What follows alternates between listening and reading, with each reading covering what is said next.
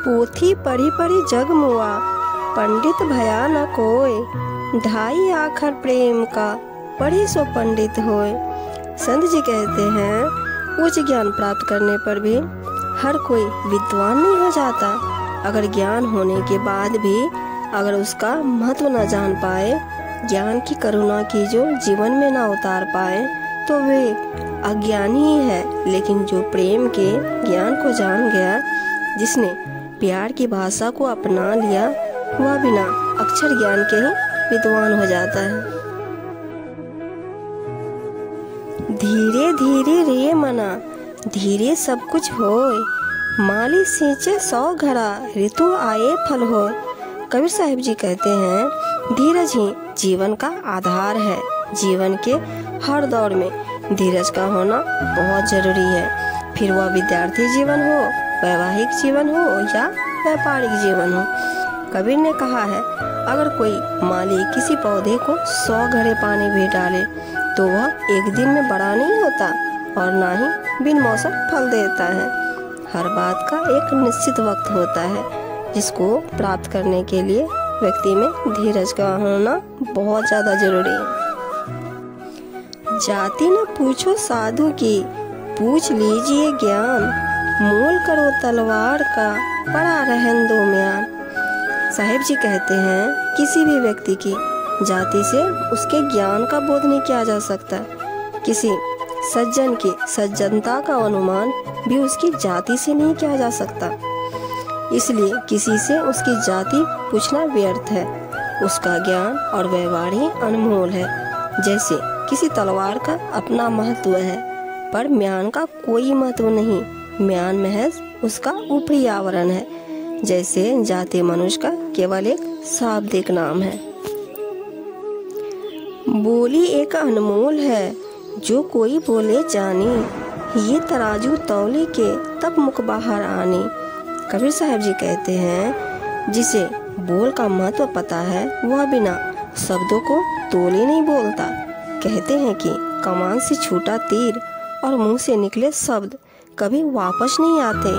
इसलिए इन्हें बिना सोचे समझे इस्तेमाल नहीं करना चाहिए। जीवन में वक्त बीत जाता है पर शब्दों के वाण जीवन को रोक देते हैं। इसलिए वाणी में नियंत्रण और मिठास का होना बहुत ज्यादा जरूरी है। बड़ा हुआ तो क्या हुआ, जैसे पेड़ खजूर, पंछी को छाया नहीं, फल लागे अति दूर।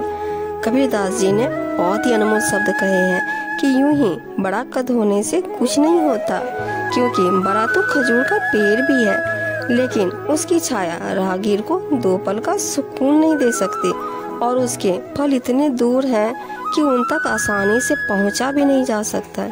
इसलिए कबीरदास जी कहते हैं कि ऐसे बड़े होने का कोई फायदा नहीं है। दिल से और कर्मों से जो बड़ा होता है वही सच्चा बड़प्पन कहलाता है। माटी कहे कुम्हार से, तू क्या रौंदे मोय, एक दिन ऐसा आएगा मैं रौंदूंगी तो। बहुत ही बड़ी बात को कबीरदास जी ने बड़ी सहजता से कह दिया। उन्होंने कुम्हार और उसकी कला को लेकर कहा है कि मिट्टी एक दिन कुम्हार से कहती है कि तू क्या मुझे कूट कूट कर आकार दे रहा है।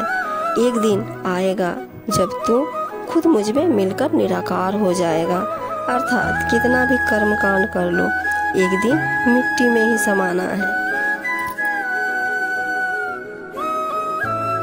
माला फेरत युग भया, फिरा न मन का फेर, कड़का मन का डार दे, मन का फेर।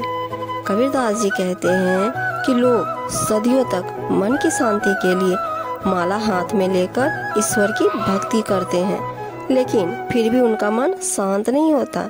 इसलिए कबीरदास जी कहते हैं हे मनुष्य, इस माला को जप कर मन की शांति ढूंढने के बजाय तू 2 पल अपने मन को टटोल, उसकी सुन, देख तुझे अपने आप ही शांति महसूस होने लगेगी।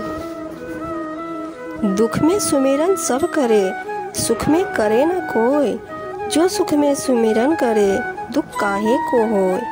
कबीरदास जी कहते हैं कि प्रभु को सभी दुख तकलीफ में याद करता है, लेकिन जब प्रभु उस दुख को दूर करके सुख देते हैं, तब मनुष्य प्रभु को ही भूल जाता है।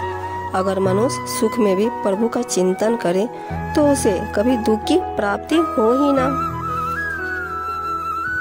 सुख में सुमेरन ना किया, दुख में करते याद, कहे कबीरदास दास की कौन सुने फरियाद।